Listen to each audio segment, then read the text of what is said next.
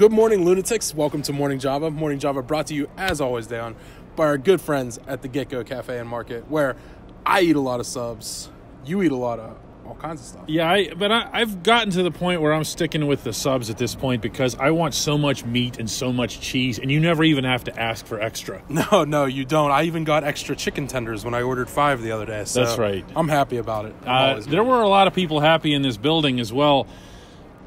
After they were kind of bored, I guess. I mean, this wasn't the most spectacular hockey game, the Penguins beating Florida in overtime 3-2, even though it did have a great finish.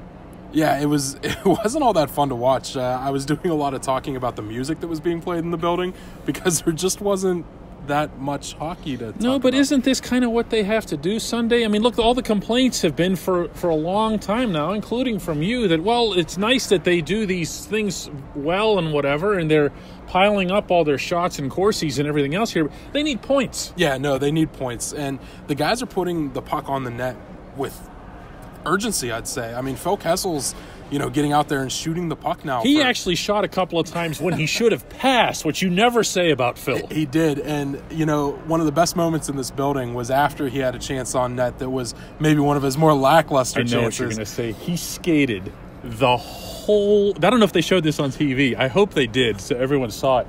He skated the length of the rink and then around behind the net, and then all the way back to, because he didn't leave the ice. He was staying on for the faceoff. Yeah, and then by the time he got to the bench, it's TV timeout, and they just put him on the big screen for the entire time, and this place is just going crazy. Cheering for him. He had it like, go Phil, go Phil. It's the loudest it's been all year. But he's shooting too.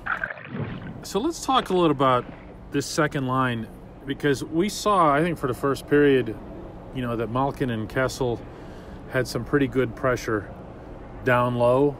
They made things happen. They created a lot. Phil isn't scoring, but that doesn't mean the line isn't playing well. Yeah, no. And then after that, it wasn't all that great. That's to finish my point. Yeah, no. Like we talked about, Phil is shooting the puck. Malkin's trying spinning slap shots when he has no business taking them. Yeah. So he's trying to put the puck on net with urgency as well.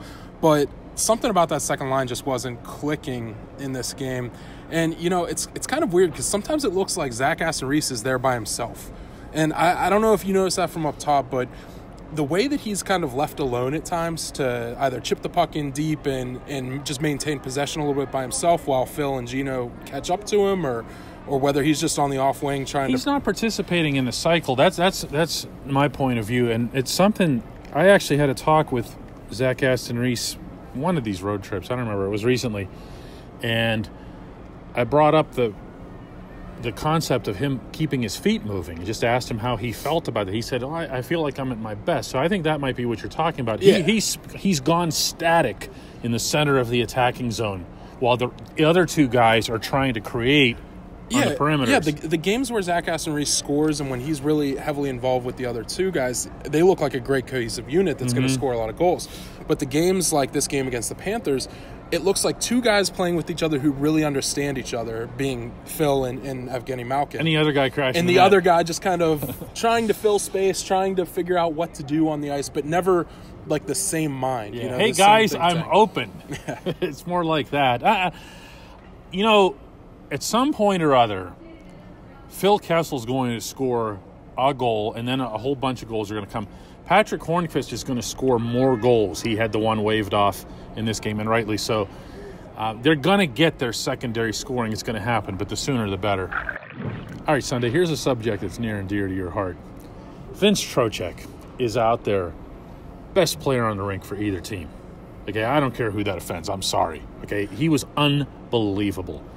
Kid's from Upper St. Clair, pure Pittsburgh kid in every way. Comes back from just a severe injury that he had earlier this year and plays like that in his hometown.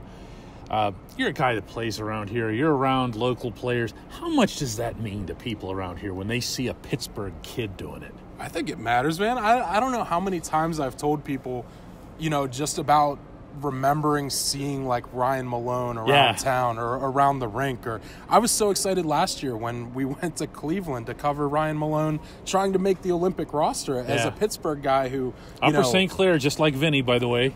And it's just it's always really fun to see anybody make it from this level. Christian Hansen, when he scored his debut goal against Marty Brodeur and set Pittsburgh on fire. Anytime any of those guys make it. But man, Vinny Trocheck, he's different. It's something, and I've heard this from hockey coaches in the area as well as players. It just instills you with a belief. If you think you can make it, A, you're going to get better participation. Let's start with that. But B, you're just going to perform at a higher level, or you're going to push yourself that much harder. And for years and years and years in Pittsburgh, that was seen as an impossible thing. Whereas in football, everyone thought, well, if I'm good in football, I'm going to make it. I'm going to get a scholarship, and I'm going to make it to the NFL. Yeah, no, and it's honestly this hotbed, and it really started with Mount Lebanon, because the way that, the Penguins having the ice at Mount Lebanon High School. Oh, you mean the rink. The rink. Oh, I thought he meant the high school. Well, no, but that was going to be bad news because the Bethel Park people were coming after him. But I'm talking about, if you look at Mount Lebanon and you look at Bethel Park and you look at Upper St. Clair and then Peters Township over the last 15 years, and the way that those 4 townships right next to each other, really communities that are rivals. You tell he's a South Hills guy. There's a lot of other really good programs in the area. There are, but it's an unbelievable hotbed. You look at the guys who have gone pro, not just in the NHL, but the AHL. There's guys that I played with in middle school and in high school that'll never get the attention that Trocheck did, but guys like Matt and Chris Claxon. Right.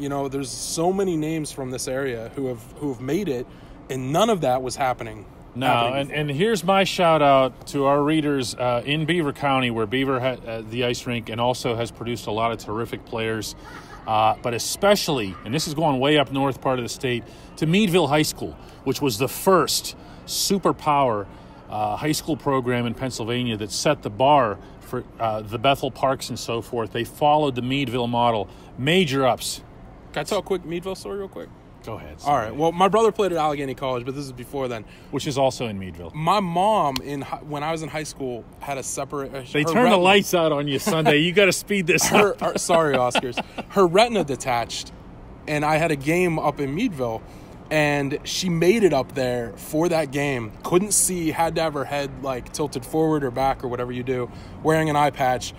After that game, man, this is it's going to make me cry at my wedding. It's going to make me cry for the rest of my life. But, I just took off my helmet, and I just found her, and I just hugged her and just, cried. That's a better Meadville story than mine. I'm sorry. But it was, one of the best days of my life. In Meadville, PA, of all places.